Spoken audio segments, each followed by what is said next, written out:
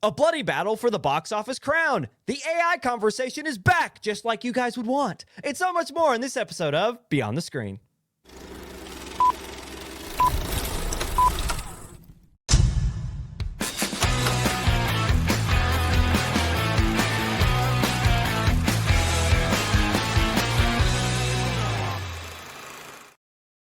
Hello, everybody, and welcome back to Beyond the Screen, your favorite news, film, and entertainment podcast. We're here, as always. My name is Ryan Gum. With me is Jake Holtzclaw. Jake, what's going on, man? Just what did we do this last weekend? Well, I can tell you most of Eastern America was snowed in still or digging themselves out of the ice. From the week before snowstorm, I actually went to the movie theater and I saw a certain movie that we're going to talk a lot about today, but I'll wait to get to that conversation because it will be, say what? Zootopia. Yeah, I saw Zootopia 2. No, I didn't see Zootopia 2, but you did, Jake. Tell me a little bit about your thoughts behind Zootopia 2 with our little checking in with the guys segment. Too many animals. Too many animals in Zootopia 2. Where are the people at? I ain't seen a single spider yet. That's the weird thing. You ready for that conversation? Disney? Huh? Because I thought we're being racist to snakes. They're taking arachnophobia to a whole new level, a different meaning of the word, if you will. Yeah. So not too happy about it. I don't like spiders, but I'm not too happy that they're not representing a very large piece of the population. I don't even identify with that, but I'm still angry. Yeah, ally. Gosh, okay, we're getting dangerously close like here. 8 arms, like ally. All of them pop up. Yeah, we're getting dangerously close here to something we should probably avoid. But you liked Zootopia 2. We were talking a little bit before, but you had an interesting perspective. I like one better. I mean, it's a sequel, right? So you're not going to get. It's not going to be better, I guess. Never going to be better than the first one. But I did like the first one more. But number 2 really, I mean, hit all the points. It did restate the plot. Twice I caught it. I caught it twice, and it really felt like after the first act and after the second act. If it was a 3-act movie, it felt like they did it twice, right at like the turning points, like the rising action, right before rising action, and then right at the top of or right after the conflict or something, or not after the like right before the conflict. I think. Yeah.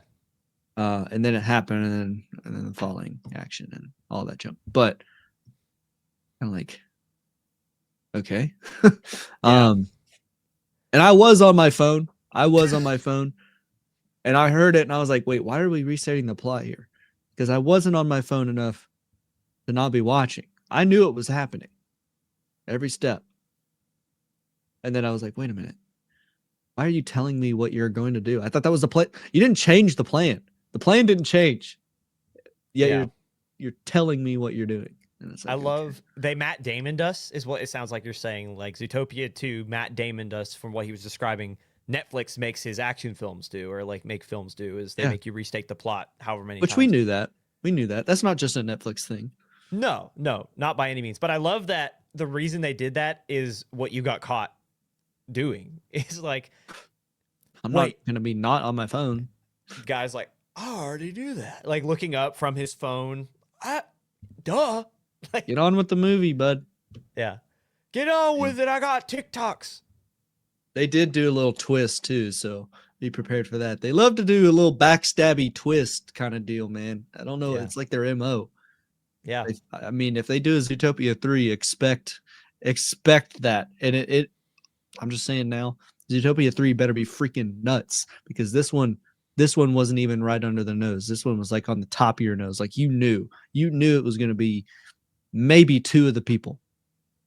Like that's it. And it was just kind of like, well, it's got to be that guy. It's like, do you have a rating for it? Do you give it an official rating out of anything?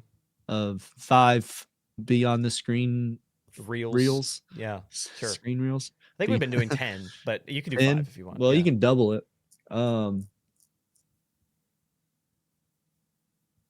6. A 6 out of 10 film reels from the Jake Holtzclaw on Zootopia 2. That feels a lot No, lower. I don't know. I That feel feels like a lot it should lower. be higher. I don't know. Well, Could we'll be return to this because we this is not the last time we will. Yeah, ha, ha, ha. This is not the last time we're going to be talking about Zootopia 2. So I'm sure by that time you'll have either raised or kept it in the area you have it because you think it's funny. The first one, and I was like, well, doesn't need to be that low because I hold the first one pretty high. I mean, that's like 8+, but and I'm like 6. That's why I said it could be 7. So yeah. And on that note, welcome to Beyond the Screen. We're going to go ahead and get into our quick micro segment before our very first major segment, which is always box office news. But that micro segment is, what are we drinking? The age-old question in which you didn't ask, but we're going to answer, what are we drinking? What beverage gets us through our episode today on this fine early February Monday afternoon? So I will ask Emily Keller, our lovely director from Behind the Curtain, to come forward and share with us, what is she drinking? So Emily, fill us in on that bev. Thanks for asking, Ryan. This evening I'm drinking, it's kind of melted now, but it was an iced ginger ale with a drizzle of honey. Jake, you in the studio. me, I'm drinking a concoction and coffee. Mm-hmm. At the same time? Yeah, sometimes you need a palate cleanser. I find that coffee gives me that it gives me a taste, you know what I'm saying? Literally, but like an aftertaste. Like after you drink coffee and you let it sit and marinate in your mouth, and it's just kind of like, so you either take another drink of coffee or you have like a bev. Coffee to me is not a bev as much as like a fizzy drink. And so I'll take a chaser of a fizzy drink and it negates Bro chases his coffee. That's the craziest thing I've ever heard. But the concoction is sparkling water with like one of those flavor packets for a bottle of water, and it's the same brand and the same flavor. And so I'm basically making my own flavored fizzy drink for those at home that try it. It's awesome. I love that we do this every week, and Jake was still like, when Emily said, and now Jake was still like Me? he's still like looks behind him and everything. Me? Yeah. Me? As if, again, we don't do this every single week.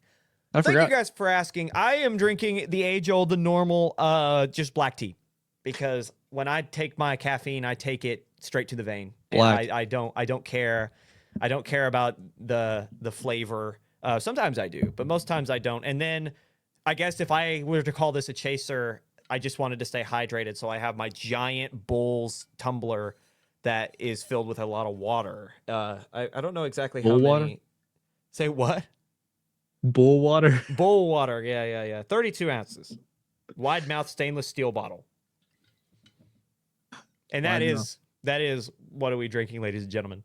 Thank you guys for partaking in our micro segment. If you're at home and you're listening, tell us what you're drinking when you're listening. I'd like to know what like caffeinated beverage or whatever you guys partake in with us as we sit around the campfire and trade film news and fun stories. Sing our campfire song. Let's gather around the campfire and talk of film news. Yeah, that's what we're doing. And with that, we'll get into our first segment. When we get into our box office predictions, we always, or not predictions, I got ahead of myself. When we get into our box office news segment, we always go over our predictions from last week. We keep track. It's a competition, ladies and gentlemen. It's between me, it's between Jake, and then it's between us and a bot. We call him Jimmy. We affectionately love Jimmy. And let's go over. Stop looking at me weird, Jake. Let's go over our prediction from last week. Emily joined us as well. We love Jimmy. Same face, Jimmy's like same a face. cousin. He's like a relative. Let's go over our predictions from last week. I predicted Iron Lung at 1, Send Help at 2, Shelter with Jason Statham at 3, Avatar Fire and Ash at 4, and Zootopia 2 at 5. Jake predicted Iron Lung at 1 with me, Shelter at 2, Send Help at 3, which is by Sam Raimi, Avatar Fire and Ash at 4, and Mercy at 5. He was thinking that Chris Pratt film would hang on there. Let's see what we did for the week. Let's see how we did. We went over. Just putting it short, we both did terrible. 0 for 5, a lot of red X's all over the place. Jake, do you have anything to say about after that poor performance? Post-game interview? Yeah, post-game interview. So basically I was led astray. By who? By you? Like, Yeah, you led yourself astray? No. I put faith in Marky Moo. I was not a fan, but I believed in y'all, and y'all let me down. Yeah. So Iron Lung should have been one. I told Ryan that he and all of his buddies would go watch Melania, and he's going to talk about that later. That's what he went and saw. Yeah, that's what I saw. Look at me. I loved Melania. Yeah, that's what it was. 2026. Can we clip that, chat? Can we? So yeah, obviously. So that's coming up. Ryan will tell you where it landed, but I was led astray by him. I didn't realize he would go watch it 100 times. Right. Yeah. All of it's for me. I took out credit card loans after credit card loan trying to get into this theater. I didn't know he'd buy out the theater 100 times. For the girls, man. Right. So I was led astray, and that's the reason for. I mean, the ball was deflated. Right. Deflate for the gate. Sports guys. Out. Yeah, deflate gate, but for the cinema. Yep. No, What's your excuse? I love the idea too that you're like, I was led astray, and no one said anything about what things would land other than I will say I did say Iron Lung would come one, and I wasn't completely wrong. It was a tight battle. But with that, let's see how Jimmy did. Jimmy, our cousin chatbot thing that we ask and compete with every single week. How'd Jimmy do? Jimmy predicted his top 5, 1 through 5, are as follows. He had Shelter with Jason Statham at 1, Iron Lung at 2, Mercy at 3, Avatar Fire and Ash at 4, and Zootopia at 5. And how he did was just a tad bit better than us. He had Iron Lung correct at number 2, and that's about it. That he not great in any other spot, but good job, Jimmy. Good for you, buddy. And with that, let's go ahead and go through our top 5 at the box office as they stand in this moment. We have official 1 through 5 confirmed numbers, so we're actually going to be able to give you and not go back and have to adjust. Number 1 is Send Help. Number 2 is Iron Lung. Number 3 is, as we talked about, Melania. Number 4 is Zootopia 2. It Just Won't Die. And number 5 is Avatar Fire and Ash. And a shocker late in the game, Avatar Fire and Ash jumping back into the top 5. We'll talk about that here in a bit. But let's go back to the top and read you through those numbers as they currently stand. The story of the weekend, Sam Raimi Send Help, just narrowly edges Markiplier's Iron Lung for the box office crown in the 5th week of 2026, which is what we expected, right? The legend of horror himself becoming in one after a close battle with a YouTuber. Everyone was anticipating that, right? Not us. Going back down those numbers, Send Help debuted at $19.1 million domestically, earning $28.1 million globally, all on a $40 million budget. This film will become profitable for Sam Raimi. The first true horror film for Raimi since 2009's Drag Me to Hell lands well with both audiences and critics, earning a 93% on Rotten Tomatoes tomato meter and an 87% on the popcorn meter, a rare unified thought process on a film from critics to audiences. The Google synopsis is, quote, a young woman and her overbearing boss become stranded on a deserted island after a plane crash. They must overcome past grievances and work together to survive. But ultimately, it's a battle of wills and wits to make it out alive. The film stars Dylan O'Brien and Rachel McAdams, of which Raimi said he would work with Rachel McAdams again after their collaboration on the last Doctor Strange film, which I thought was really interesting. Coming in second is Iron Lung, debuting at around $17.8 million domestically and $21.7 million globally, all on a slim $3 million budget. In a huge win for indie filmmaking, YouTube's Markiplier, yet again, we're going to talk about it probably for a while because I don't know how long this film will be in the box office, but we'll probably see it again next week. Markiplier finds success. This is an adaptation of an indie horror game, completely self-funded, self-written, directed, produced, financed, all of it, edited even by Markiplier himself, turning down major distributors, turning down financing to make the film himself as a passion project, and it lands. Mark, again, stars in it, but it also stars alongside Caroline Kaplan, Troy Baker, who is the famous video game actor who we've seen. He is in The Last of Us as, gosh, I cannot remember his name off the top of my head. But he is also Indiana Jones in the newest Indiana Jones video game. But Troy Baker is a very renowned voice actor and like mocap actor in the realm of video games. So the Rotten Tomatoes synopsis of Iron Lung is, quote, The stars are gone. The planets have disappeared. Only individuals aboard space stations or starships were left to give the end a name: the Quiet Rapture. After decades of decay and crumbling infrastructure, the consolidation of iron has made a discovery on a barren moon designated as AT5, an ocean of blood. Hoping to discover desperately needed resources, they immediately launch an expedition. A submarine is crafted and a convict is welded inside. Due to the pressure and depth of the ocean, the forward viewpoint has been encased in metal. If successful, they will earn their freedom. If not, another will follow. This will be the 13th expedition. So I watched this film. Jake's trying to put words in my mouth and politics on the show. No, we're going to talk enough about politics here in a second. I watched Iron Lung. Me and my brother, who's a friend of the show, we went and saw it, and I have a few thoughts. And I'm going to run through this. I have them written down, and we'll kind of go through it a little bit. Starting off, it is immensely impressive with the budget, size, and scale of production that this guy was able to just passion project his way into what it became.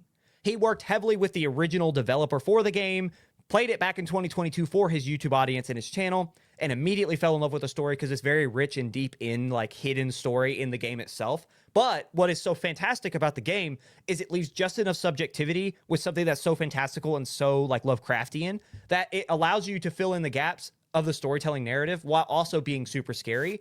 Mark fell in love with it and he kept it. And so now this is something that we're seeing later is the same story is here in the film. So again, this is just one actor for the most part in one space for 2 hours. Markiplier did great in that respect. With, again, one actor, one location, it is a slow burn. He does a great job with interesting camera angles and with a decent performance. He did a good job keeping the audience's attention and wrapped in the story. And the film deals with elements of hopeless, post-apocalyptic yet dystopian future, right? So the narrative is something that's so beyond us yet that feels so close. All mixed with the threat of an eldritch horror. So you have something that's beyond you, a threat, that horror, that beast that you can't even comprehend, all on top of a future post-apocalyptic dystopian society, right? There are some problems. The film is very loyal to its source material, which again, that is almost to a fault. So I truly believe that the film can be enjoyed by anybody. But again, if it has a flaw, its one flaw is that it doesn't explore its surroundings. And not that it relies on the knowledge of the viewer. So for instance, I watched him play the original game. I'm a fan of the guy himself. So it was easy for me going in to kind of understand what was happening because I already knew, right? Like I knew the synopsis of the game. I knew the concepts of what was happening. I worry that people who don't know, could they pick it up? Yes, but they don't really explore. They try to while staying inside that one giant metal tube. But it's tough to understand what's going on in the world, in the universe that surrounds the characters. We understand the Quiet Rapture wiped out the planets and the stars, and only those that remain, as described in the synopsis from Rotten Tomatoes, are those who remain on starships, right? They describe how there's too many mouths to feed, yet not enough to survive, right? Like there's not enough people to actually make a change and help for the survival of the humankind and human race. But again, there's too many mouths to feed. I think for me, where I kind of would get lost is when they would try to expand on the lore that wasn't in the game. So it's like trying to show, there was apparently, I watched a video afterwards, there's some sort of war that happened, like how Markiplier, whose character's name is Simon, that's not really a spoiler, how he became a convict. They say, but they don't say like what happened. He just constantly goes about saying it's not what you think. They don't ever really go deeper into what happened, right? And like if, let's say that whatever he was supposed to happen, it went wrong and he's captured. What were the different sides going on? You know, like what was the basis around his arrest and his now punishment for being sent down in this blood ocean? And they describe very loosely that like he's sent into the blood ocean to collect some sort of data to see if, because the only thing that remains once the stars and the planets disappear are these 4 moons, and on one of them is a blood ocean. And they're hoping that within that blood ocean is some sort of answers and something that can be the key to their survival. But they don't say what exactly they're looking for, and it could be that they're just not looking for anything in particular. And I could have missed something. However, going back to the positive side, it does do a good job of like world building in making you feel like there is something bigger than. But again, it is like you want it to explore more of that, but it keeps it very subjective. And again, that's how the game did it. The game was very, very, very subjective, very, very broad, very open. it was cool because it's like this guy finds this letter and it's like you're not meant to come back because the character in the game, just like in the movies, being told that he's going to be set free. But do we believe that? Is that true? Go and watch it to find out. But that's where it leaves. And so there's not enough, I think, external. And I know it's funny because like the whole story is supposed to be told just from this metal tube. I just think that there could have been another way to continue to expand upon the lore surrounding the whole Blood Ocean. I understand that's like the point, but I would have loved to have seen more with like if there was a war between two sides, like some people seem to suggest within the deeper lore of the story, what happened. But anyway, I feel like all that being said might make it difficult for those who are unfamiliar with Mark or with the original content material itself, that it make it hard for them to grasp everything that's going on. But it does a very good job with telling the story that it has. Again, the shot composition, Mark's performance, everything is great. I felt like this was a very good film. And the thing is, it is a massive win for indie filmmaking. This is a guy who went straight to distributors. This is a guy who self-financed. Yes, he is a guy who is very financially off, and he has the ability to do that, and not everyone else can. However, there's a lot of hate going on for this, and it's funny because a lot of the hate is just not the American dream. Is this not a concept of the American dream where it's this guy who's made it doing what he loves, and now he can self-fund these passion projects, and that is succeeding? This is a guy who spent less than $3 million to make this, and he's already made over 20 worldwide. So I don't understand the hate. I understand that there are problems with it, but it's a good movie. It is a fun movie, and it is something that I feel like anyone can enjoy. I just worry that there are some deeper lore elements that might get lost on some. But otherwise, a fairly good movie. And with that, I'm going to move on past Iron Lung. Finally, I know you guys are like, oh, I'm tired of hearing about Blood Oceans and Markiplier. Just for you guys, as a consolation prize, you're getting Melania, which finished third just beneath Iron Lung, debuting at $7.1 million domestic on a $40 million budget, which makes Melania one of our major losers this week.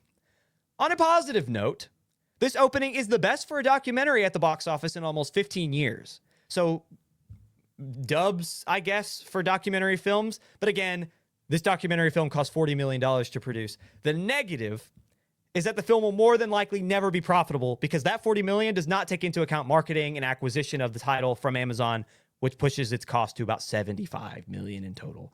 So not great for, again, the Amazon-produced Melania documentary. According to The Hollywood Reporter, quote, Melania is billed as an inside look at Donald Trump's partner as she prepared to return to the White House during the 20 days before the 2025 inauguration, end quote. The film was directed by Brett Ratner, who himself is a controversial figure for assault allegations in 2017, and most recently, his connections to a not specified island somewhere. And There's leave that a lot there. of non-specified islands somewhere, right? And that's where I will leave that. That the guy's a controversial figure in and of itself, but that's the details surrounding the film. The Hollywood Reporter would continue to share various reviews of the film, in which almost all of them unanimously agreed that the film is terrible. What's interesting, though, is that audience and critics are very split, according to Rotten Tomatoes' different review categories. The film has a disastrous 9% on the tomato meter, which is critics, yet a nearly flawless 99% on the popcorn meter. Has like around 500, 600 reviews thus far. You decide which, if either, are accurate in their depictions or descriptions of the film. We're not saying neither here nor there. It's just an interesting factoid. Finishing fourth is Zootopia 2 in its 10th weekend in theaters, earning $5.9 million domestic. That is a positive 9% growth in ticket sales from last week, pushing its domestic total to $408.9 million and its global to $1.77 billion. This amazing feat is only matched, again, like I'd said, it's 9% in ticket increase, but also, according to the Daily's newsletter, it is still the number one film in the Chinese box office, in the week-to-week box office, which is crazy. I'll say it again. The rabbit refuses to die. Just will not die. It's 10 weeks in, and it's still here in the top 5. And rounding out our top 5, speaking of not dying, is Avatar Fire and Ash from James Cameron in its 7th weekend in theaters, earning $5.6 million, pushing its domestic total to $386.3 million and over $1.4 billion worldwide. Again, coming into this recording, Avatar Fire and Ash was 6th. When all the numbers solidified, it jumped over a film that we're going to talk about here in a second, barely slipping into the top 5. So others outside of the top 5, Shelter debuts outside of the top 5. debuting at 6th, the worst opening for a Jason Statham film since 2008. And Mercy falls out of the top 5. The latter, in particular, dropping 56% in ticket sales, the worst of any film this past weekend. So, Jake, what do we think of the box office when we take a look beyond the top 5, even maybe the top 7? What's your take? What pops out to you? I'm holding out for Iron Lung to pull $1.2 million out of its derriere To finish take first? number one. Yeah, take number one. I don't think it's going to move. Despite your efforts, Melania has it's stuck 3. It is kind of crazy that Zootopia came back up, right? I've never seen a film do this. And it's more than that, right? What'd you say? +9? Yeah, it's plus 11 and some change. Now, after the final 11.8. That's crazy. Almost 12% increase. You know what lost 11.8? Avatar. All those people are like, all right, let's go see Zootopia again. Hey, something about this weekend was great weekend to watch Zootopia. I don't know why. It's got to be where there's just like not enough at the top. Like there's 3 new films, but like, okay, one of them is a documentary. Not a lot of people are going to like, just regardless of content material. And then other 2 are like thriller horror. Right. Yeah. So it's like they're not pulling in that audience, whereas it would make sense that those who watch Avatar would probably go and watch Zootopia because like it's Disney. It's still like that action-y. I know they're not quite the same. One's more of like a mystery, but you get what I'm putting down here. They're not the same. They're not the same. That is interesting. That's about it. Marty Supreme. Holding on. Top 10. Number 9. I need to watch that. It's my next. We are starting our Oscar watching schedule. Yeah, I know. Slowly but surely. My first one being Zootopia 2. I am behind 2 movies so far. I'm supposed to watch 3 this week. I did not watch my 3 last week, so I have to watch 5 this week. And 2 of my days are taken up with dates with Ryan. And a possible 3rd. That's so sad. How depressing. You have to spend time with me. Yeah, going over a movie. Yeah, we're in the process of late post-production for our short film. But I think that this is going to be a good week coming up at the box office, going into our little transition here. You just want to see Dracula. We always end our first segment with our predictions for next week, which is how we start every episode, which is what our last week's predictions were. We haven't done well the last 2 or 3 weekends. So hopefully this weekend we'll see some successes in our box office predictions. But it's not getting easier because, as we will describe to you here in a second, there's no clear front runner at all. It literally could be, it is a crapshoot. It could be anything and anyone that pops off and takes the box office crown. So, Jake, I'm really excited to hear you try to reason this. Go through your top I was just naming them off, man. There was no reason. It was outside of number 1. I just said number 1's going to be number 1. And then we got a new one coming to town called The Moment, which I can't seem to find on Box Office Mojo. Whoops. Apparently it's going to expand wide according to the numbers, which Ryan seems to be falling in love with. He has kind of become anti-Box Office Mojo. It's because Box Office Mojo lies. Box Office Mojo lies. It didn't have Iron Lung on the weekend release schedule. Are you kidding me? It had 3,500 or what was it, 3,100 theaters, and it wasn't even on Box Office Mojo. That's ridiculous. That's not the first time we've had problems with Box Office. I'm looking at you, IMDb. Fix your product, dude. Anyway, continue. Okay. Iron Lung at 3. I'm going with Ryan's thought process here because I don't think he's necessarily wrong. Big drop off. Those who are going to go see it saw it the first week. Yeah. Case in point. No, I think you're completely right. And then Dracula. There's a Dracula movie by Vertical Entertainment, wide releasing next week.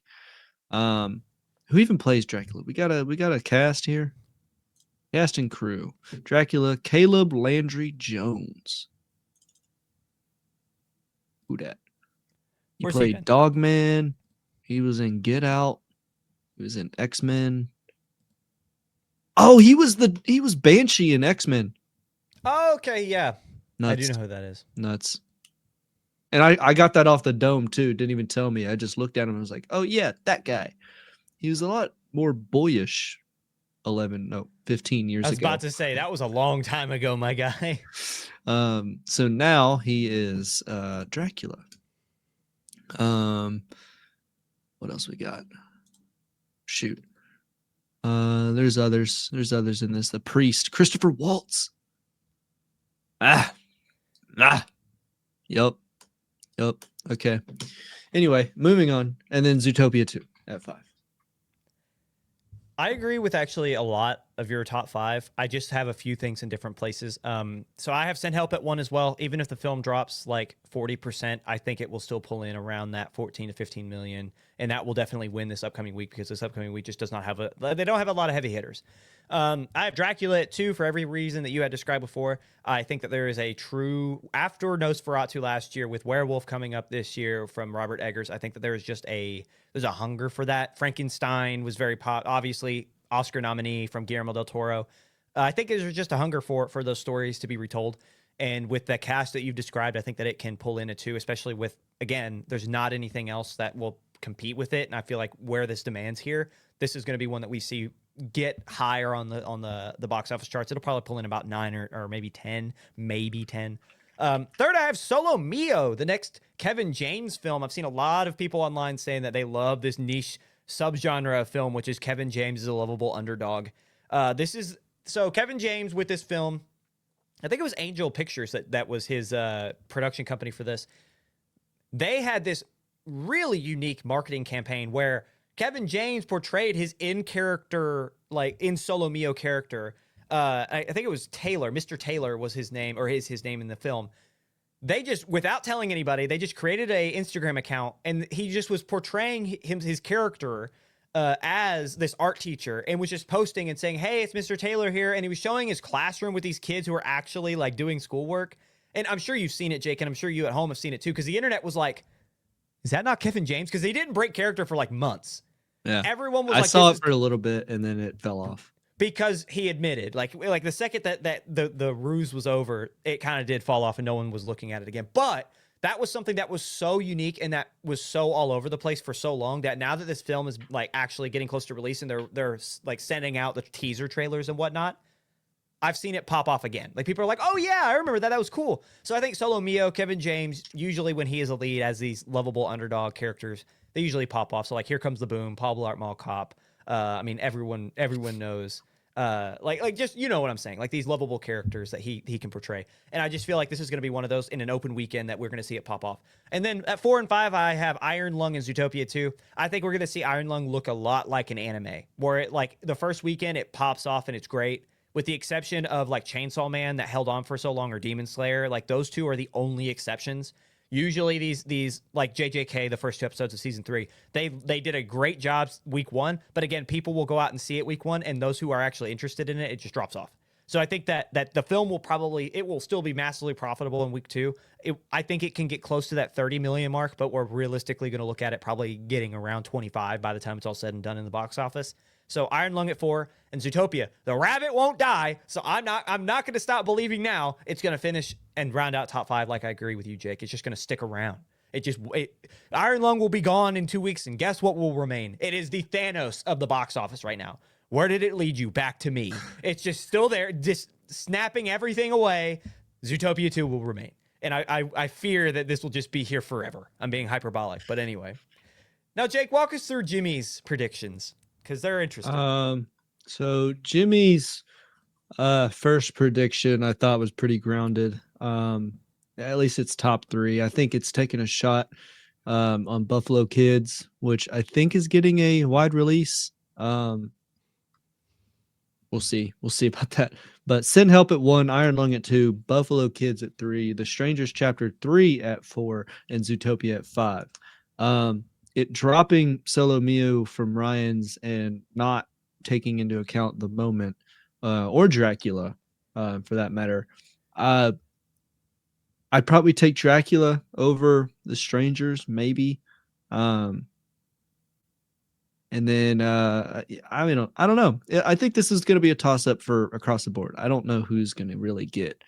I don't know if anybody can really say for certain if they're positive this is what it's going to be, Yeah. just because of how odd and I guess kind of lax this weekend. And then I decided that I'm not using Jimmy to his fullest ability, whether or not I mean, look, you give me steroids or enhancement drugs and then tell me to go play a physical sport. I mean, am I going to be faster and stronger? Sure. Am I going to be better than everybody else? Probably not. And so putting Jimmy on deep research mode and asking him to predict the future is kind of like that. It's kind of like nobody can predict the future, but it's like, okay, here, spend a whole lot more time on it and find more sources, which could theoretically cloud judgment, as opposed to, so like 8 or 9, I don't know how many sources, sources versus 80, Yeah. And so now it's like, okay, where do you pull sources, or what's the truth? And so I call it Jimmy on Coke, Jimmy on Crack, which is the deep research. He's got Send Help, The Strangers Chapter 3, Solo Mio, Iron Lung, and then Avatar Fire and Ash, kicking Zootopia 2 out, not paying attention to The Moment or Dracula, and putting The Strangers Chapter 3 quite high. So not to make more work for Emily, but I think it'll be interesting to see what this comes out with, especially if it gets any of them right, like The Strangers Chapter 3. That is an interesting, like, I say interesting is a nice way to say I think it's ridiculous. Like, I don't think, I've been on my soapbox about The Strangers. This prequel series, this trilogy about the cult classic from 2007 has ran its course with me. I think this is so dumb. The first 2 films were just bad. Like, I don't like to say films were bad, but they're just, I don't know, whether they weren't well planned out. I don't know. I'm not a fan of The Stranger Chapters 1 and 2. And I worry if Strangers 3 is up top that high, or Strangers Chapter 3, like with I should say with ChatGPT predicting it to be that up that high. I just don't think it has that high of a caliber, not of content, but even like when you look at Reddit, when you look at the comments, like the reviews, the first 2 are not reviewed very highly. And a lot of people say that. Like, it's like, well, there's a plot twist or there's a cliffhanger. I'll go and see it, whatever. But most people are like, this is not good. So, I don't know. Mind you, Strangers 1 and 2 were filmed at the same time and released like 5 months apart. Well, so take that as you will. It could work out. If 3 is the best movie we've ever seen, then I will take it back. But I doubt that. Why does it have to be the best movie we've ever seen, Ryan? Because I've seen a lot of movies. The first 2 were that lacking that the third one, to make the trilogy worth it, has to be a fantastic film. Anyway. All right. Any other thoughts before we get into segment 2? Nope. Coming up after the break, we talk about Darren Aronofsky and his upcoming project, On This Day, 1776. Stick around.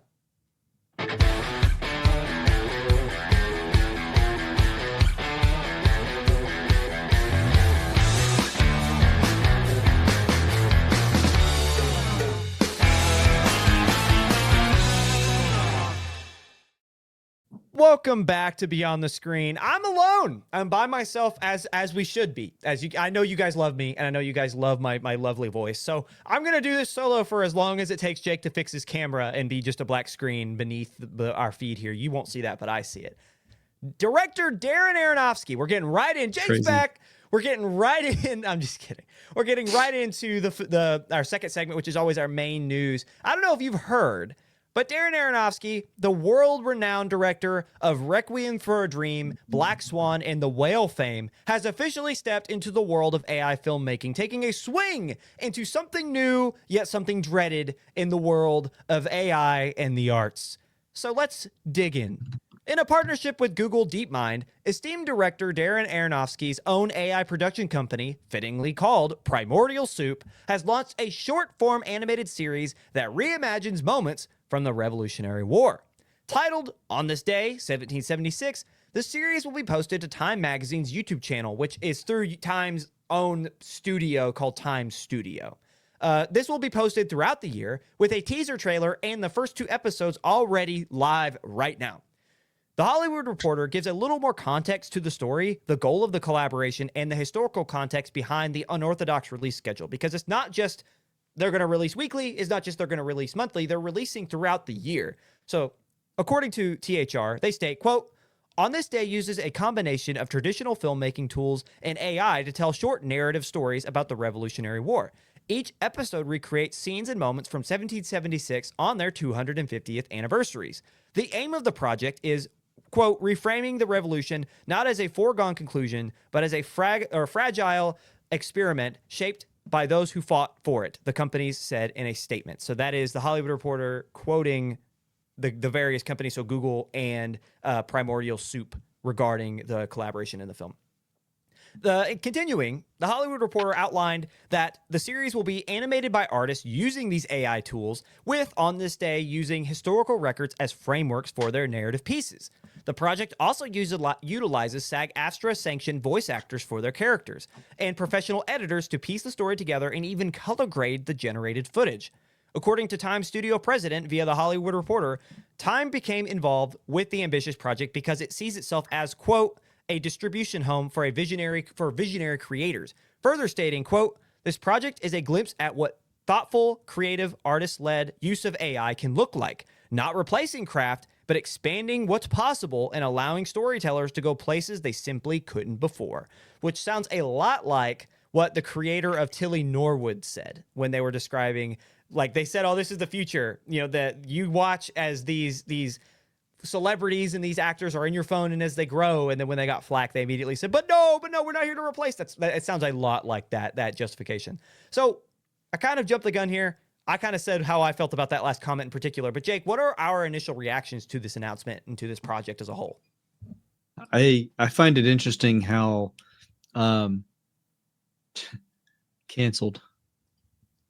Emily says canceled. Yes. Emily says Darren Aronofsky is canceled. Nah, he did a Rec Room for a Dream. Yeah, right. They can never take that away from him. I think it's very interesting that he's doing like professional editors and color grading generated footage, you know, and SAG-AFTRA sanctioned voice actors. I think it's very odd that what's the word I'm looking for, like the mediation between the two worlds, trying to get this movie unhated by Hollywood. I mean, it's not going to work for like the general public, but I think it's going to flop. Maybe. Well, I don't know. I might take that back because it's the first of its kind, but still, it could flop because of boycott and whatever. But I feel bad for the color graders because you can't do much with this footage. I feel like it's baked. Yeah. You know what I'm saying? Like the terminology color graders or videographers use on a timeline is when you take raw footage and then you color grade it and then you export it and then you put it back on a timeline and try to color grade it again. The color grade is already baked in from the first time. And so you're only messing with that data that's there. And I feel like generated video is even far worse than that. Like, I feel like there's nothing. I wonder if you can ask the AI tools, like, give me, like, let's say S-Log. So we're like, I use Sony. Still baked. I know, but like, do you think that there's a way with these, because this is DeepMind, like this is at a higher level of AI than any of us normal folk can even think of touching, right? Do you think maybe there's a way that they can ask and say, hey, like, I want the closest thing to log or raw footage you can so I can color grade it. Can you create that? I don't know if that's possible, but I would wonder if they did something akin to that with their generation. I don't feel like that's possible. Yeah. Personally, I don't know. I have no idea, but it intrigues me that you would even need color graders at all outside of making each shot look the same or appealing to flow, you know? Right. Whereas like each different video could be generated in a different Kelvin. And it's like, oh, great. You got to white balance this every single clip. You know, Yeah. I could see color graders having to do that, but I find it odd to have like a whole, I guess, a team. Yeah, it is fascinating with like I think you said like I think you put it best was like the mediation between those who will hate this and those who I could get in trouble with because it feels like let's say so Aronofsky had an idea. Obviously, he had created Primordial Soup. It's been a thing since before this, right? Like this isn't just something that popped up when this was created. They've been working on this, whether or not we knew about it or not.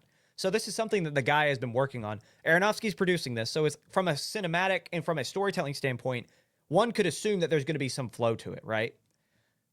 On the other hand, Aronofsky is also a guy that you bring in who will know the shortcuts around some of these concerns regarding workforce and ethics around, you know what I mean? Like let's bring in the union sanctioned editors and voice actors and what have you so that we can appease this audience so that we can continue pushing. If you're Google, we can continue pushing the boundaries that people are fighting us, right? Oh, but they brought in editors. But they brought in, so they hired these people. But the problem is that traditional animators and traditional, like, let's say that this was going to be a live action series, because the thing is, this looks like it was trying to be live action, right? Like, that's what, like, and if when you're feeding the AI the model, when you're saying, hey, this is how I want it to look, you're saying make this as realistic as possible based upon historical context, based upon imagery that we have of these individuals, right? That's what it looks like from the images we showed. And the thing is, the still images, they look good. The still images look fine. However, Jake, did you end up watching any of the teaser? Did you see what they look like whenever the actual the video itself was playing through? We have it right here. Yeah. Let's watch it. did. Let's take a peek. The rebellious war is become more general. Too many still unsure of why we fight. We have it in our power to begin the world over again. There is no way but forth. We are now the troops of the United Colonies of North America. For the purpose of establishing an independent empire. Who are you? Massachusetts! That's not surrender.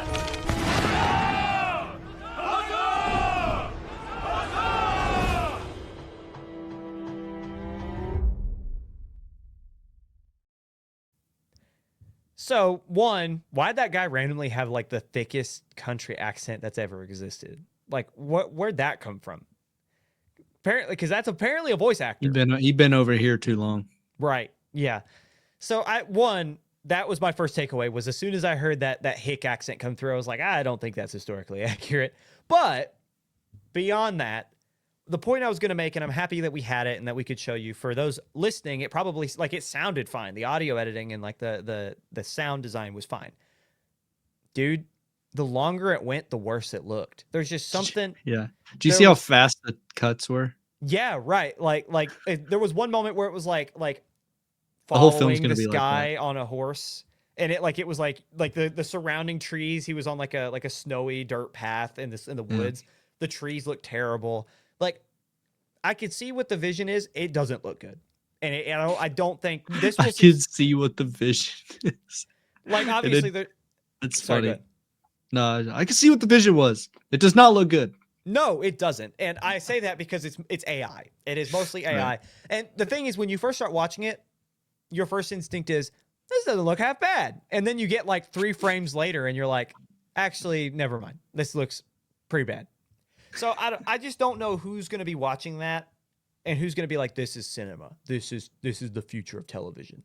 Because it just doesn't look good. Like it's just anybody over the age of 60. yeah. For one, I don't understand. It's got to be something to do with like, I don't know, like how is it depth perception? Is it when you get to a certain age, like when your vision's going out, you just can't tell? Because it's just like I don't understand like how you can't tell. I don't understand how my own grandma gets fooled.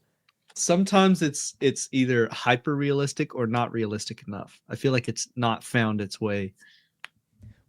When it's like CCTV, when the quality's immediately degraded, that's when it gets hard to tell because it's like like it's not relying on the high quality, but like with the 4K stuff, looks terrible. Looks terrible. I've been starting to get fooled lately.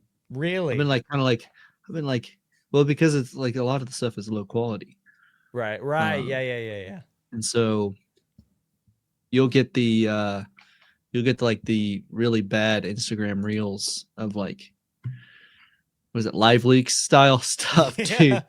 And it's like, did that guy really get mauled by a bear? Oh, it's AI. I mean, it looks like. Thank God it's AI. Yeah. My It favorite looked ones- real up until like, sorry to get graphic here, but like the trail, Yeah. you know, but like him walking up to it with something in his hand, like the bear, and then the bear just like jumping on him and like mauling and then dragging him away, real up until the point where things were left behind. And I was like, okay, comments AI, right? Yeah. Not to I'm like- perpetuate the use of AI, but I do have a favorite brand of AI generated videos. I think the worst ones I should start with are the ones that are like informative, where it's like, I'm this thing, and if you drink me, I do this, and it's like in the body. You know what I'm talking about? Oh, those are awful. I hate those. They come across my field my reels every now and again. No, it's like I'm ginger, and you drink me when, and it's like it's like a talking piece of like whatever. I hate it so much, but I do have a favorite. And it just because it's so silly. Have you seen the Ring doorbell cameras where it's like they float in and they like, I think those are so funny, dude. Like, I can't repeat any of what most of them said, but like one of them was The Rock. It's about drive. It's about power. Yeah, it's about drive. It's about power. And he like hard like eyebrows them and he just he floats away. I don't know. Again, not to perpetuate the use of AI, but the point I bring that up is that like I think there are areas where it's like, okay, that was pretty funny. Like I could see why people would use this. That's humorous, brain rot, what have you. But this is just so beyond anything AI can do at this point. It's better than what it was. But again, it's like, and again, I think your point you made earlier, it will succeed because it's so novel. It will succeed. But the problem is that where it's Darren Aronofsky, I don't know if it'll be top. I don't think it'll be one, but like I think it'll be top 5 for a weekend. Well, it's especially not going if to they the choose the right theaters. weekend. Oh well, never mind. Yeah, I think what I mean by succeed is it will get like tens of millions of views because people will want to see what's up.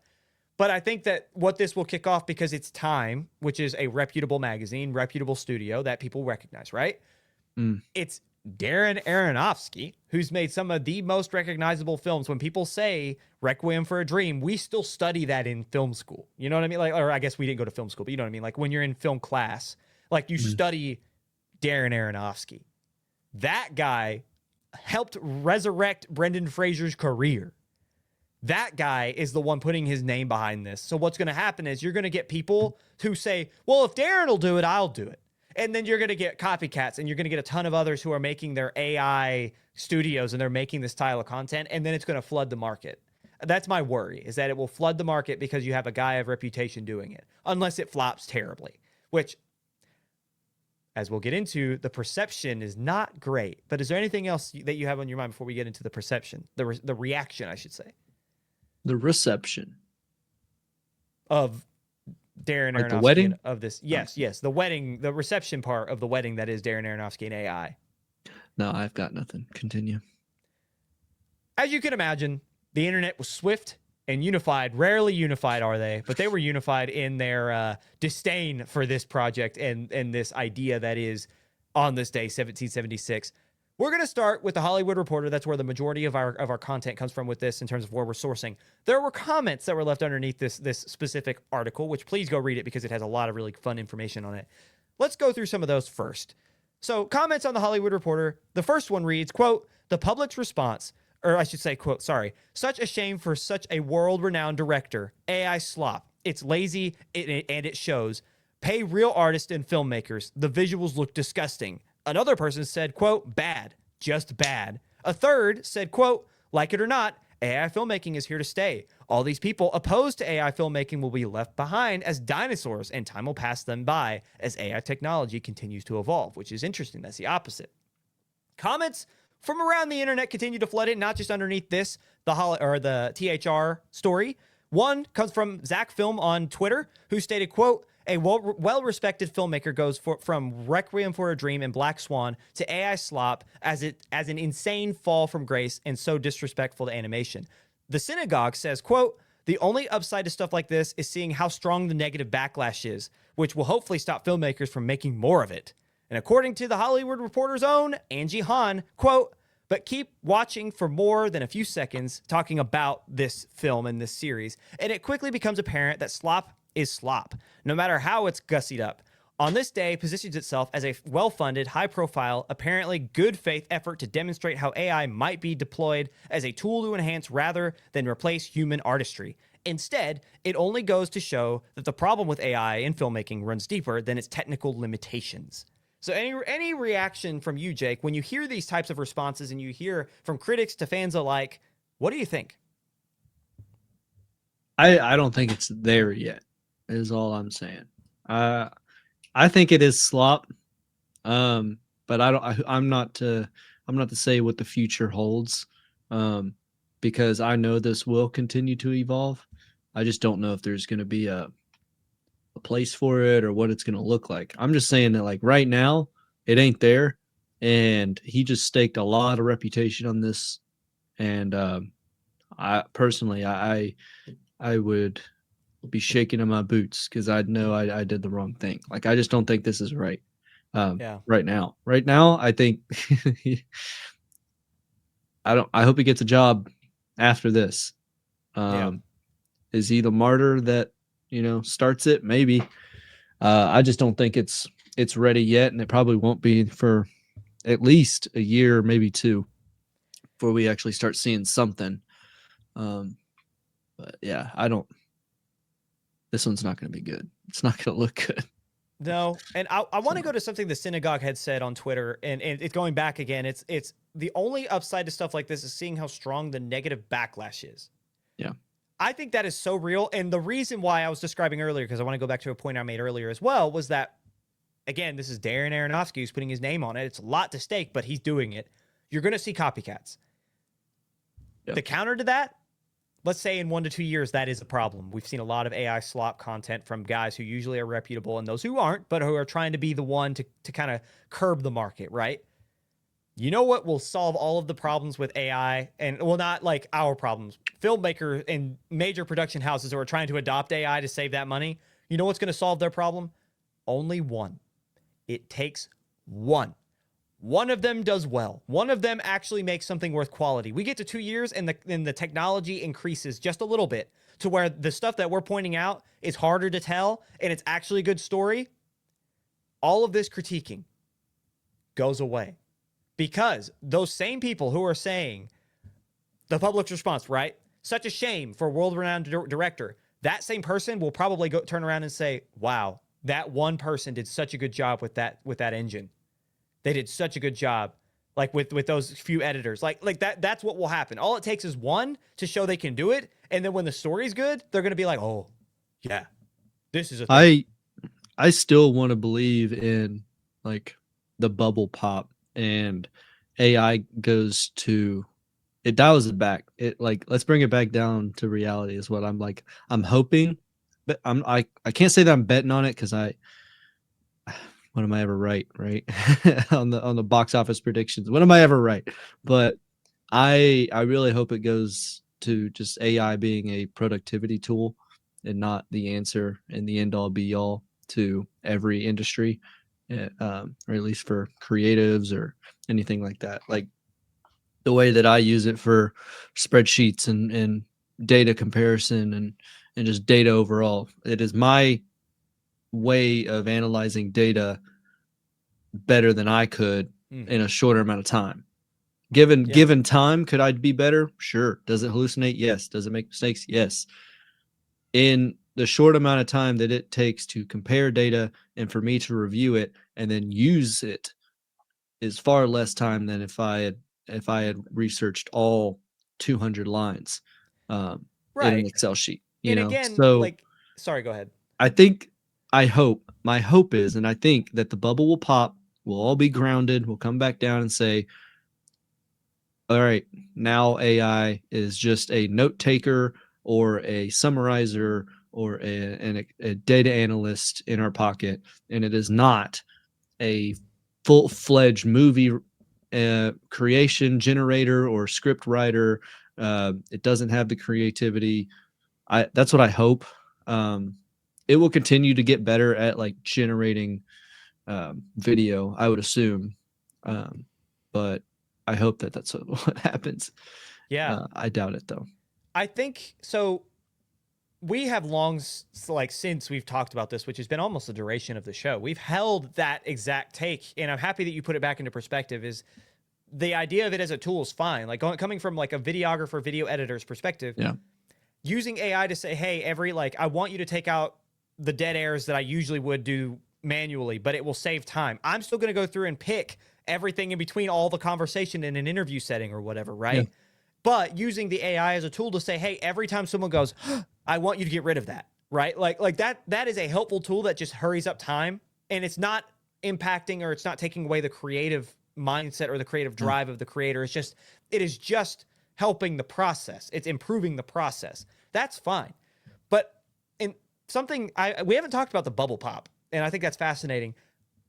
It will happen, but I think we have to tame our expectations as to what that looks like. I think some point, because right now, and it's fascinating seeing this again. I always compare to sports because sports was my first love for so long, right? But the thing is, sports, especially sports business, applies to everything. And this is what I will say. In the world of sports, when you have a player who is young and good, but not quite to the level that you think they can be, they are more than likely, as a player, their contract, say on the trade market in professional, like a professional setting. Sometimes young players, let's say 22, 23, they are worth more to trade their contract to another team to get assets back with their potential versus waiting them out to see what they develop into, because their potential is always going to be higher. You know what I'm saying? Very rarely when you do like a draft analysis on a player and you're like, this guy could be the next LeBron James. The odds are he's not. So when you get 2 or 3 years down the line and you're like, you can see in-house, you're like, this guy's not going to be, he's not going to be LeBron, but he's still a good player, but we can continue telling people that he could be LeBron because he's only 22 years old. At that point, his trade value is more like valuable to your team, and it could because of his potential than what he will become as a player. I think that we are in the same area of Chat GPT. Yeah. We see chat and we see AI and we're like, oh, the potential of it's so high. And so we're betting everything on it. And I don't mean like not us, but think about all these RAM producers. Think about all these tech companies who are literally, they stop selling to industry, to like the entirety of the industry that is the consumer, to sell directly and only to AI companies, OpenAI and beyond, because they're buying into that potential. Yeah. They're buying in and saying, this could be the next whatever. But which the bubble pop being several of the highest grossing companies in the world, top 10, all of them having their own AI or manufacturing something that goes into AI, and they're only there because of AI and their investments and such. And it's just, here's 20 million, whoever's the first one, and then that person gives the 20 million to this person, and that 20 million gets pushed to this person, and they're all going to make something happen because this 20 million got passed around, kind of like the Three Stooges idea here. And then all it takes is one person not succeeding in their goal that they needed, the 20 million, or it's billions at this point, but 20 million is abstract here, for it to not work. As soon as someone defaults on that 20 million, is like, OpenAI is losing money. Like that's why they have to add ads to the free version. And there's still no promise they will start making money after that. That's just their Band-Aid on a bullet wound right now. And then they might raise like just the $20 a month too. And so it's kind of like, if OpenAI is struggling, and Google's forcing you and Microsoft's forcing you to use it, like they are actively forcing people to use it. It's kind of like, is this it? Like I said, we don't know where it's gonna take a hit.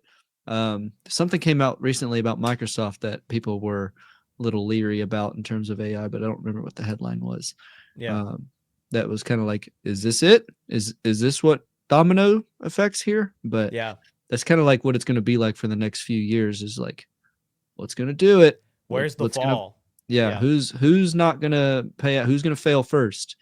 Because as soon as like OpenAI goes under or claims bankruptcy, there it goes. Yeah, no, I completely agree. Again, just to go back to the point, we're in the potential right now. It's gonna pop. It's gonna pop just because like the amount of money and the amount of specified promises, right? Like there's no right now. There's a lot of promises being made by these AI companies, and there's not a lot of results yet. There's Darren Aronofsky going up to Google saying, "Hey, let's make a cinema quality like TV show with AI," and you see the product. How many of those have to happen before Google or Darren Aronofsky's of the world say, "I'm not doing that anymore"? That's a domino that could be the thing that tips everything over. So I think that it will fall. When I say taper expectations, it's going to stay. It might change form. And if it stays as a tool, I think it will be beyond that a little bit. I think that we will still see people using it beyond the screen. Even I think we will still see people using it for. I think we'll still see people like use it for beyond that use of the tool, right? So I'm interested to see where it lies. I just don't think that it will ever be. It will never be our storytellers, but how many jobs will it cost? Yeah. I implore anybody who's listening to please educate us on anything we may be talking out of our butts about, because we're not business people, we're not AI experts, we're barely even cinema experts. I wouldn't even claim to be an expert in it. No. We are multimedia professionals / a marketing professional who like to talk about this stuff. Yeah. That's all I would say is we are professionals in a sense that we work in a field. Yeah, we make money. We are the most baseline definition of a paid to do our jobs. Yeah. But I really want to learn about this. If you have any insights, please comment, message, whatever. We'd be so happy to return to this topic too, because this is a fascinating discussion. Anything else, Jake, from the realm of Aronofsky and AI? Try again next year, bud. Yeah, good luck. With that, we'll go ahead and get out of segment 2. Coming up after the break, we play Real or Fake, and we tell you what you should know before you go.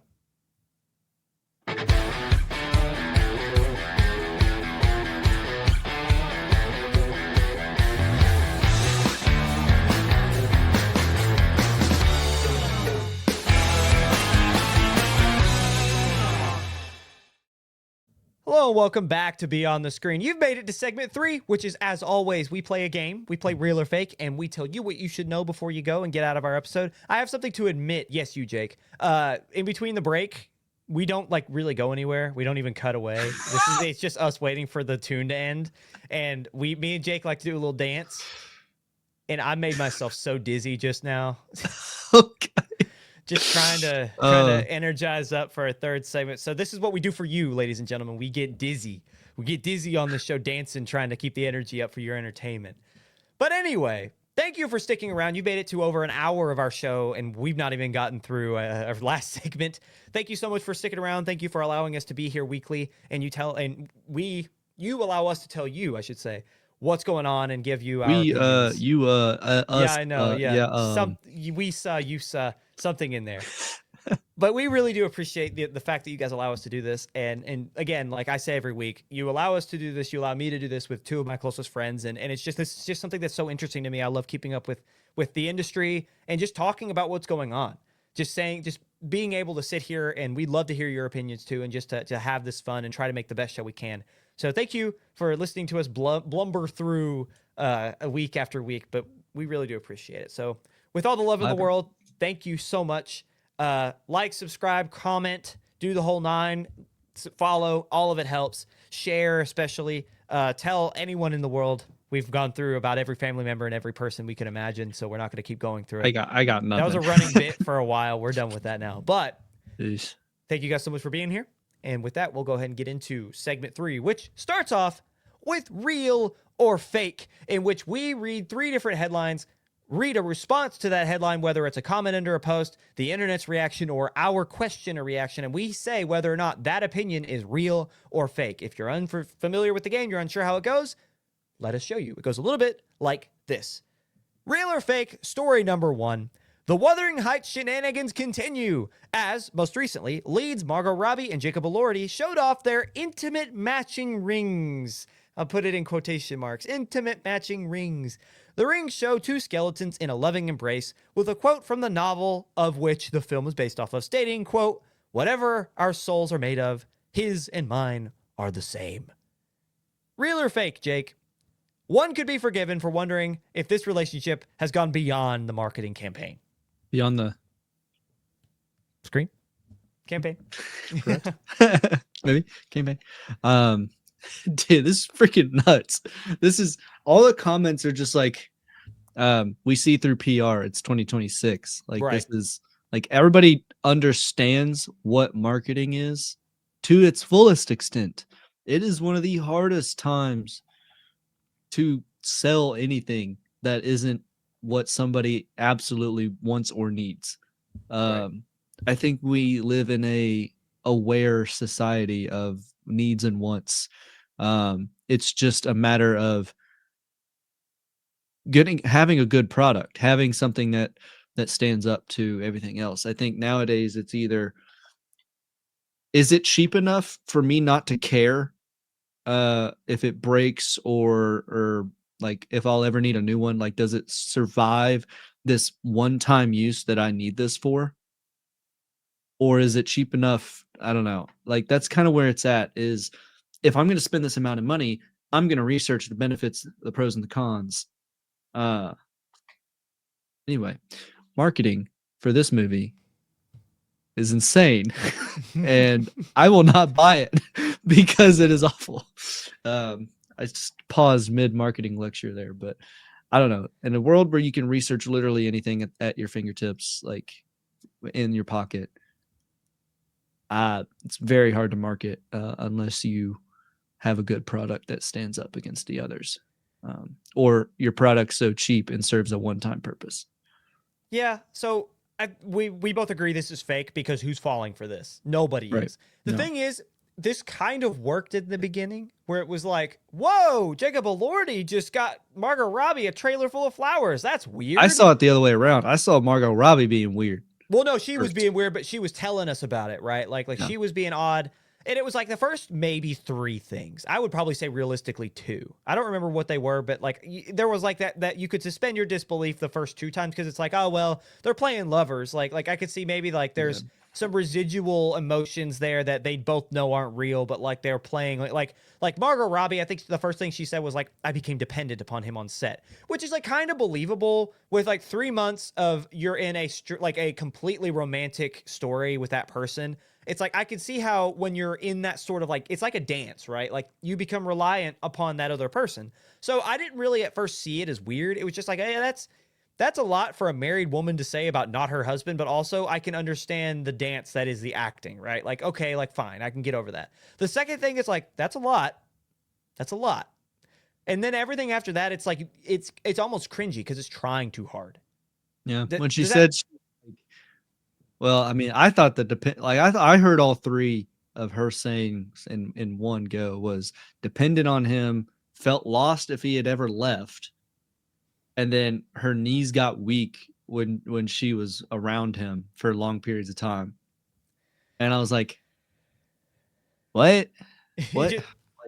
Aren't you married? Just yeah.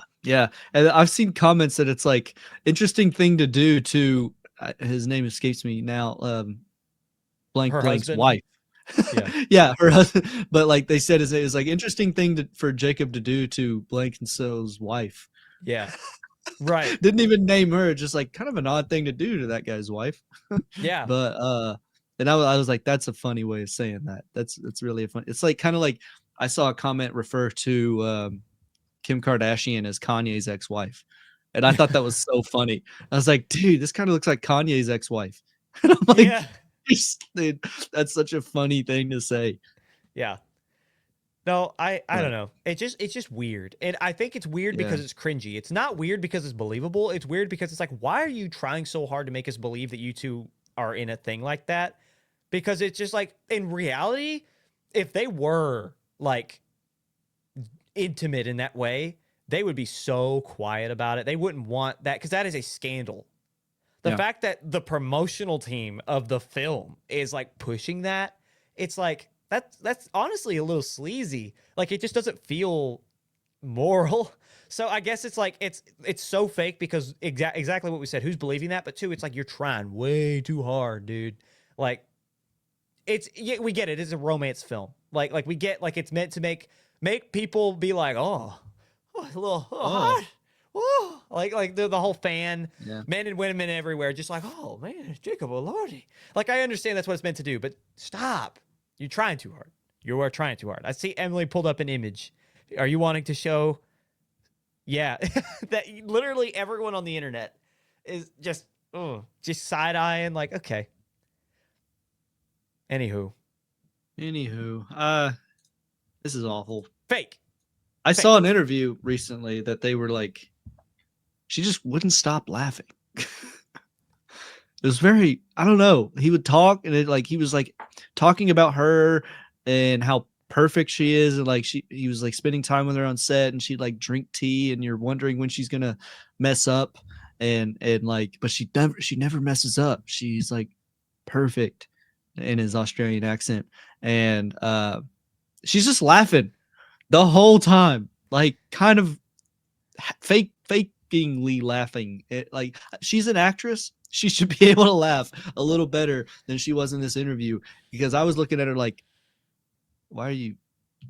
Yeah. Again, Emily. Yeah. Our image of just the side eye. So I haven't said this yet. So I'm really excited. I keep saying this in the chat this is like very Hunger Games, like forced relationship level, from District 1 style deal. Is all publicity to sell movie tickets or to get donations out in the scary forest, I guess. So dystopian future, we have arrived.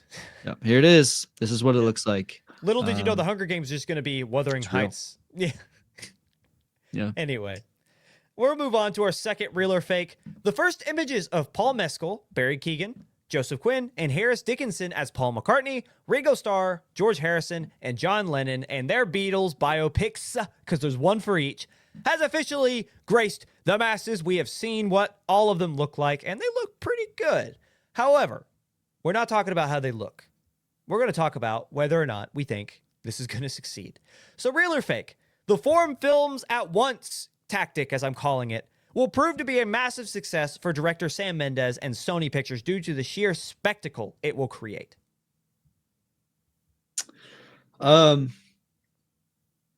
Sure. We'll go with real, but I think by like number 2 or 3, like if you've seen 2 or if you've seen 3, you're not going to get to the 4th. And I think it's going to even itself out because there's going to be people who are like, I got to see the Lennon one. And that's going to be top, right? You said they're all coming out at the same time, right? I'm double checking. Okay. Release if they all come out at once and it's all in the box office, then I'm going to say I would cast my vote. This would be fun. This would be fun to do, Ryan, is bet. And we're going to like April predict 2028. They're all 4. It's being dubbed The Beatles, a 4-film cinematic event. Yeah. Scheduled for April 28. How long are they? Well, they're each feature lengths, so at least 90 minutes each. Oh. You know what? So you know what's fascinating about this? You know what they might do? They're going to win the box office that week, not because one film does great, but because they're going to loop them all together. They're going to be all one. What? I guarantee it. I guarantee they're going to be seen as one. Not cool, And dude. I want to see it flush. I want to see it 1 through 4. You know what? So that's a prediction for my part. 5. That's a prediction for my part. I guarantee they're going to loop them all into one. But the other thing is, you're going to have 2 of them obviously outperform the others. And it's going to be John Lennon and Paul McCartney. Those 2 are going to pop off because those are the 2 most popular, most well-known. George? No. In fact, I was actually about to ask that. Listen, not that George isn't a popular George or Ringo? Are we really about to bet George or Ringo? That's what last? I'm saying. It's like George is coming last. Don't even play. Like, damn. Do you really think Ringo Starr is Ringo Starr? The dude is eclectic and eccentric like none other. Like, I'm telling you, people will go out to watch Ringo, but they're going to go after they see Paul McCartney or John Lennon, right? They're going to say, well, I don't want to watch Paul and John. I feel bad for the other 2, so I will watch a third one and I'll make it. But I don't think George, do we think George will actually, his biopic will actually get watched like the others? I don't think so. I think his will be neglected. So sad. But like, and that's a good thing because George was not the problem. No, not at all. He was boring, and that's a good thing. The least problematic of the 4, if you will. But I guess like that's kind of the thing is that like they're gonna loop them all together because if one of them flops, it will make it look bad. You know, like I feel like if one of them doesn't do well, which I just don't think George's will hold up like the others. I think you have the two big ones. You have Ringo, who's just an eccentric character. People want to go see that life in that biopic. I just don't think George Harrison has the pull that the others have, you know? A pool? Has the pull like the pull. There's a pool party? Yeah, right. Yeah, we're going to the Beatles for film cinematic. It's like Elvis parties, but everyone's dressed up as one of the members, but it's a pool party, so we're all in swim trunks. That's what we're talking about. Anyway, Who am I again? What are we doing? Who are we? How big a pool? Anyway, In any this other weather? thoughts? Any other thoughts? No. I think this is. I think it's real. You think it's real? Yeah, I think it'll be a massive success for Sam Mendes due to the sheer spectacle it'll create. Yes. Do we think there's too much? I think 4 is a bit much to watch in one weekend. I will say yes, but not tentatively. I'll say That's yes. $60. Tapered. I'll say yes, but tapered. I think that I think people will go see 2 at max.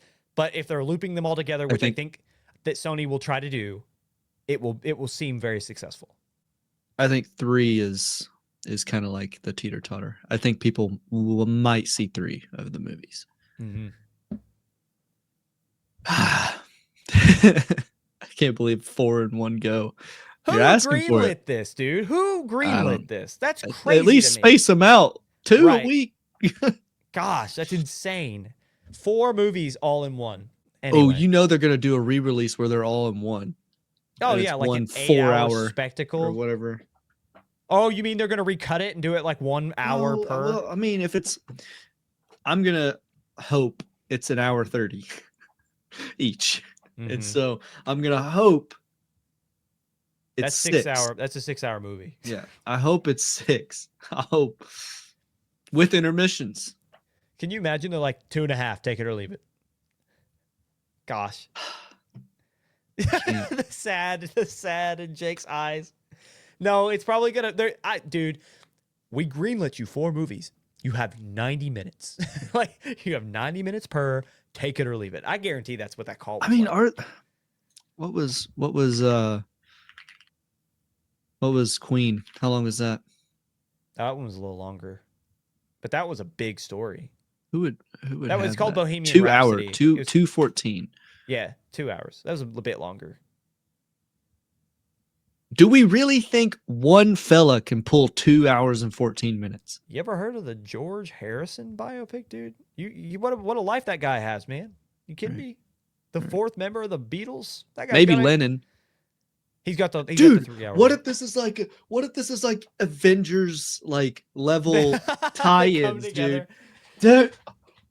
Oh no, Jake just convinced himself to go watch all of them. No, Wait, no. Can you imagine? Didn't they come together? Can you imagine someone's like, why would I go watch the Paul McCartney biopic? When, like whatever. You, and someone's like, you missed it. You missed the joke. No, You I said did. Come together. They did.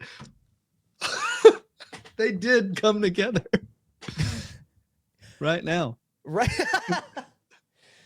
Dude, can you imagine someone's like, why would I want to go watch a movie about Paul McCartney when there are 3 other whatever? And they're like, but they come together like an Avengers style event. And they're like, they're in the same universe, like completely MCU brained up. Like, who they fight? Like, so, like, Which brings me back Each to other. what I sent Ryan over the weekend. Was AI face replacing with Charlie Kirk, Jeffrey Epstein, and Diddy. Oh, you named him. In YouTube's gonna attack us. No.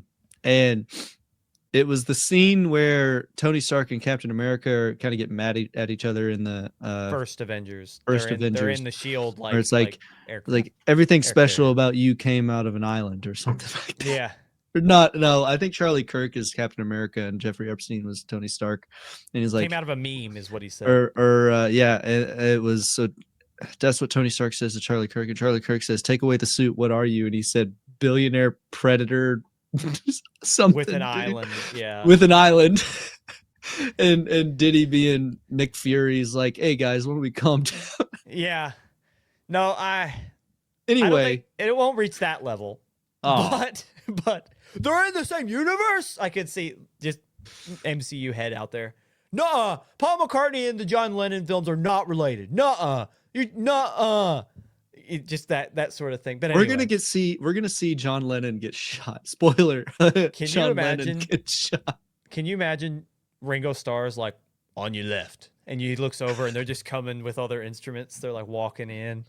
Yeah. Anyway, we'll get we'll get off the soapbox. Kill John Lennon. the biopic talk divulged far. We have deviated from the path. Let's get back on it. Our last real or fake. Netflix officially releases more details surrounding their partnership with anime production studio MAPPA, the powerhouse behind Chainsaw Man, JJK, and so many more. This strategic alliance, as outlined and described by The Hollywood Reporter, allows MAPPA and Netflix to expand the medium on the streamer, the most popular streamer in the world, of which, reminder, anime on Netflix has become one of the core genres of the streamer. A lot of people will get a Netflix subscription because they can watch anime like Cyberpunk Edge Runners and so on and so forth. Not only this agreement gives MAPPA greater creative control of their projects outside of Japan's, quote, production committee system, in which, reading up on it, that system is like, in Japan, these production houses and like their fund, the people who fund it, they will all put their money in a pot and they will deviate that pot out to like toys, production costs, that whole thing. So it's like whenever a season's renewed, they will literally throw all the money they have and they will say, okay, we need to make the most out of our buck here. This is how much we can spend. Like, this is all the money we have. This goes to production. This goes to toys. This goes to other knickknacks so that we can keep making money as well as the production house, which is interesting because that could be why certain, like Blue Lock, why they lose their production value in seasons beyond Was one. Blue Lock done by MAPPA? No. But that was an example I was using.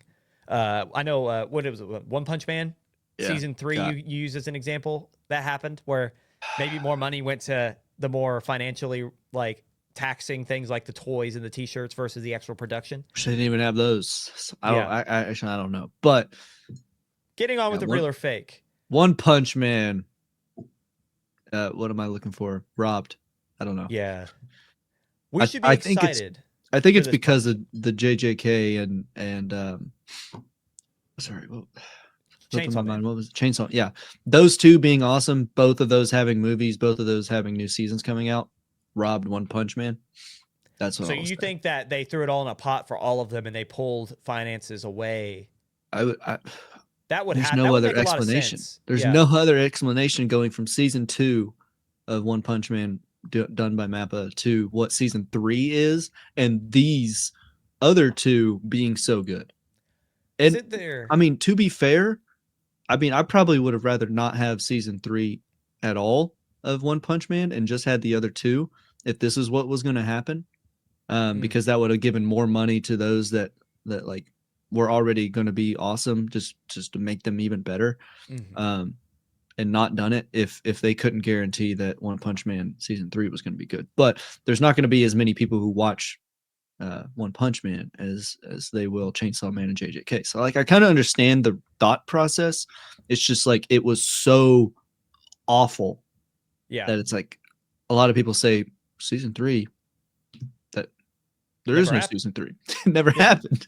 But continue with the. Well, there's a funny thing, and I'll get to the real or fake in a moment because you sent this to me over the weekend, and it really kind of shined. I've not seen One Punch Man, right? But you sent me this. It was a reel or it was a TikTok, and it was a clip from the latest episode from JJK, and the caption was there's more stills, there's more production value in this one clip of Yuji lifting a barrier than in all of One Punch Man season 3. Yeah. Which paints into perspective just how poorly One Punch Man season 3 was the production value. Yeah. So with this being said, right? This is a way that MAPPA can expand out of just Japan, how they can expand their resources, grow, have more creative freedom, which was a big point of the article which we will have linked in the description. The Hollywood Reporter points out that the way it's written seems to suggest that MAPPA will have that creative control, and that just because they're teaming with Netflix, that just means they get more financial freedom and they get a farther reach than just Crunchyroll.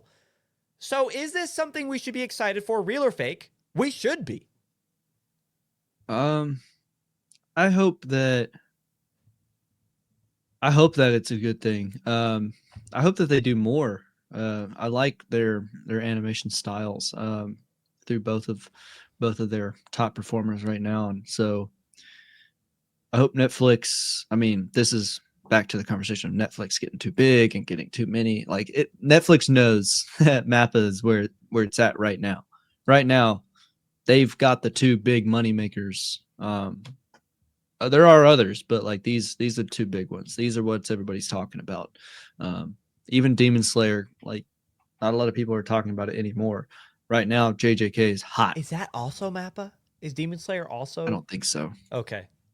I didn't think it was, but that would be insane if they had all three. No, it is UFO Table. Got you. What do they do? They did Attack on Titan. Oh, sick. Oh, wow. That's another powerhouse. I think no. Or did MAPPA do that? MAPPA did season 4 of Attack on Titan. They did one of the later seasons. They didn't do the early ones, if I remember correctly. Okay, sorry. Attack on Titan final season, Vinland Saga season 2. They did Banana Fish. If you haven't heard of Banana Fish, you might need to look into that. Which is fascinating that we're getting off topic here, but that's fascinating that AOT had multiple production houses, because that's not very common, is what it seems like. But anyway, going back to the real or fake, I say this is real simply because of a point you made. MAPPA being at the top of the game right now. There is arguably no more popular production house in the genre than MAPPA right now because of the successes they've had this year and in the last 4 or 5 years. So giving them a creative outlet, allowing them to explore and gain more freedom means that we get more readily available. We get higher quality stuff more often, easier to obtain. It just looks like Demon Slayer is the only one. Sorry. But UFO still, Table. like, that is absolutely, like, I think that this is exciting. As someone who is new to the genre, I'm not going to sit here and say that I'm like a lifelong anime enjoyer, because I'm not. But as someone who's getting into the genre and has specifically watched a lot of MAPPA the last however many months I've been enjoying it, the idea of the genre continuing to expand, the idea of it being easier and more accessible, and the idea of getting more high-quality productions from the game's hottest production house is nothing but exciting for me. It is rather unfortunate that it's Netflix, but this is why Netflix is the best in the game right now. This is why Netflix is the highest and most popular streamer, is because they make good business moves. And a good business move is, again, I will lay it out, giving the best player in the game that is anime, the hottest production house in the entire genre, the creative freedom and the resources to make more at a higher clip. That is nothing but success written on it. And I as much as I hate corporate Netflix, I love this for my enjoyment, for my entertainment. So I will say completely real. I think I am excited for this, as, again, someone who's newer to the genre, someone who is looking to continue diving into these shows. I look forward to this. I got plenty of them, Ryan. I know. I got plenty of them. Plus, the last Netflix anime I watched was not any of these. It was Edge Runners. And Edge Runners is considered one of the best series ever. And it's going to continue here soon, so I'm excited. Anyway. Don't make me start singing. I sang the whole song in a wait text for you once. to come and clear the cupboard. Yeah. Dude, every time I'll be scrolling PTSD. reels, literally, and like it comes on and I'm literally like, just sad. Anyway, rip David for real. But anyway, we'll move on. Heck. I ain't seen it. He's dead. Oh, come on. It's been out for almost 4 years. Get over it. If you haven't seen it. New one's coming out soon. Yeah, I know. Well, next year, I think. But yeah, I'm excited. Anyway, go watch Edge Runners. It's great. Anywho, that is the end of Real or Fake. We will get you out of here after we tell you what you should know. We have 7 quick headlines that I'm going to read for you back to back to back, and we're going to say what interests us the most from our list of headlines here. These are the headlines that aren't necessarily needing of a giant segment, of a giant story, of a deeper dive other than what the headline reads, but we'll be giving you our opinions regardless and making sure you know what's going on. So for starters, weeks before a key negotiation period with major studios, reportedly, around 82% of the Writers Guild of America West staffers voted to authorize a strike. Further, the union is accusing its own management of, quote, bargaining in bad faith during recent negotiations. Continuing, the Cosmere book series, penned by Brandon Sanderson, is officially getting a film and television adaptation at Apple. As Empire put in their recent article, quote, HBO Max has Game of Thrones, Netflix has The Witcher, Prime Video has The Rings of Power and The Wheel of Time, Disney Plus has, well, Percy Jackson. Apple TV is coming for the fantasy throne, and it's not messing around. Sydney Sweeney and Noah Centinneo's Gundam live-action adaptation, continuing with the whole anime live-action trend that's been hitting our screens the last however many years, has officially been greenlit at Netflix. Speaking of Noah Centineo, the 6th film in the Rambo franchise, which will be a prequel directed by Jalmari Helander, of Sisu fame, officially has its first poster released, I should say. Ryan Reynolds is developing a new Deadpool film at Marvel, with some reports saying it could be a team-up film with Tom Holland's Spider-Man. We officially got our first look at Henry Cavill's Highlander in the upcoming reboot film. And lastly, The Fast and the Furious 11 finally gets a release date and title from Vin Diesel, titled Fast Forever. The final installment into the Skid Mark Merchants franchise releases March 17th of 2028. So Skid Mark, all right. They're Skid Mark Merchants, I tell you. What catches your eye, my friend? I think Henry Cavill's Highlander was a cool look, and I can't wait to see how he carries it, because we know he's going to give it the Cavill beans and go all in, go hard. It does make me wonder. I thought he was doing the Space Marines for Warhammer. But maybe that's in post. No, that's on Amazon. That's still happening as far as I can tell, or for what I had read. But like you're exactly right. Like, he looks sick, and anything he touches is goated. Superman, The Witcher. I knew he took the time, right, Yeah. to learn. Yeah. So if he didn't already know, and he probably wouldn't have taken it if he didn't know the lore to begin with, or had enjoyed it previously. Yeah. And so it's highly likely that if this comes to fruition, it is going to remain faithful and truthful to source material, and that's always a good thing. It's just a matter of script and director at that point, and everybody good. else. Yeah, and it looks good. That image, it looks sick, very aesthetic. I don't think we're gonna get Deadpool and Spider-Man. I don't know. I think it's too hopeful at this point.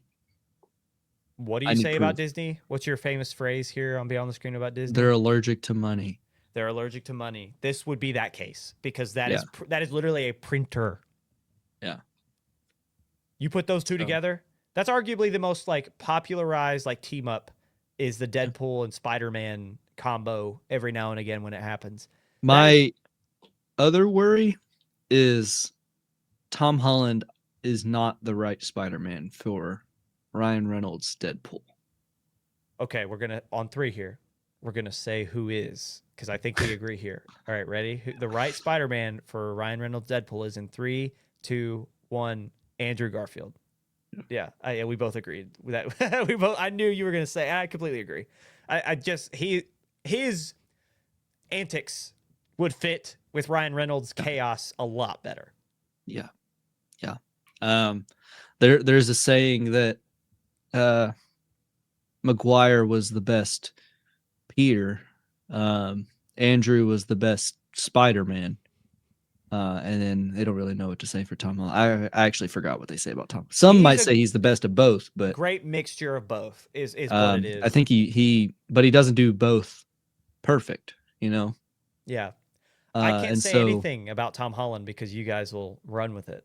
So he doesn't like him. So Yeah, I knew it. I knew. As soon as we started talking about Spider-Man, I knew I was walking on dangerous territory. For our audio listeners, Emily put He up hates the James I hate Gunn Tom Holland too. bug. So don't let James Gunn right. direct it. Right. But- A Tom Holland James Bond film directed by James Gunn. Gah, the end of me. No, I'm just kidding. Ryan would never go see it. He wouldn't even acknowledge it. I don't hate James Gunn. I don't hate Tom But- Holland either. But anyway, I don't know. continue. Like I feel like I don't think Tom Holland couldn't do it. I think he could do it. I think he could act it. It just I don't know if it would feel right. I don't know if it would just. I don't think he's got the chemistry. I don't know. Have they ever acted together? Or I've not seen. That's a good question. I've not seen enough of the Deadpool and Spider-Man team ups all the way through. I've only seen the clips.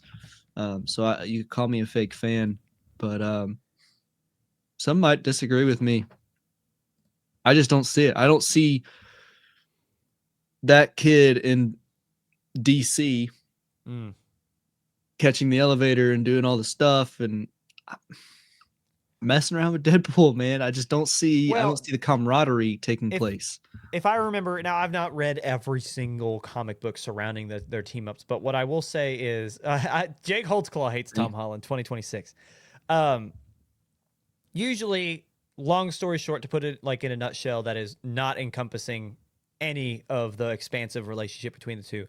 From what I understand, Deadpool's kind of a thorn in Spider-Man's side a little bit. Like they're friends, but Deadpool like is an irritant to Spider-Man because Deadpool's like Spider-Man's antics to villains to the max to Spider-Man.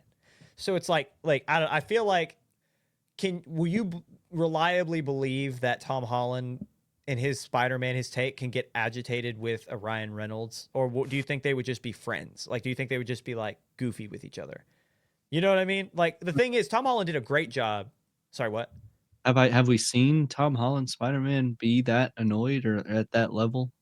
Well, at the end of the last film that we saw him in, he was absolutely angry. Like he was angered that I've not seen out of that Tom Holland Spider-Man when he was beating up Willem Dafoe.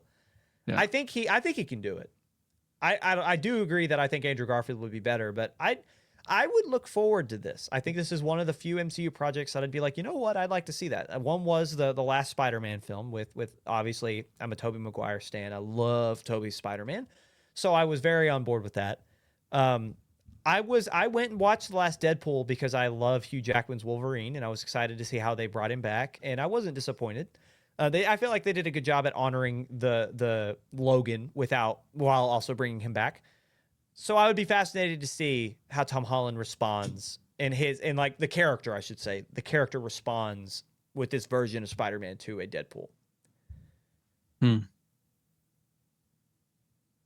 Meh, I don't see it. Jake's not impressed. Bring back Andrew. He would be so good, dude. I would love to see a Spider-Man 3 with him. He can't keep a secret either. No. Have you heard that story about how he was caught in Atlanta filming by a DoorDash driver? He was lying about being in. Go look that up because it's a funny clip. Because that DoorDash driver was like, "Hey, you're Andrew Garfield." And he was like, "No, I'm not." And he like ripped the food out of his hand and slammed the door. And it's pretty good. It's pretty good. When he's not supposed to be in LA because he was saying he wasn't in the movie that was filmed, or LA. It wasn't in Atlanta because the movie that was filming in Atlanta, he said he wasn't in, which was anyway. I think Tom Holland's got the same problem. I don't think he can keep a secret either. Oh no, very renowned for. He gives it away when somebody asks him, and he kind of like reacts. Or no, does he say it in Freudian slip? Yeah, Freudian slips. Andrew Garfield can't keep composure in an interview. No, right? No. Got it. Anyway, anything else we got here? Dude, Gundam live action gonna be one to kind of with Sydney Sweeney and Noah Centineo. I don't care who's in it. Big robot. I haven't seen like. I feel like this Gundam would be right up my style because again, for those who haven't seen, big robot, big robot fan here. And bipedal robot.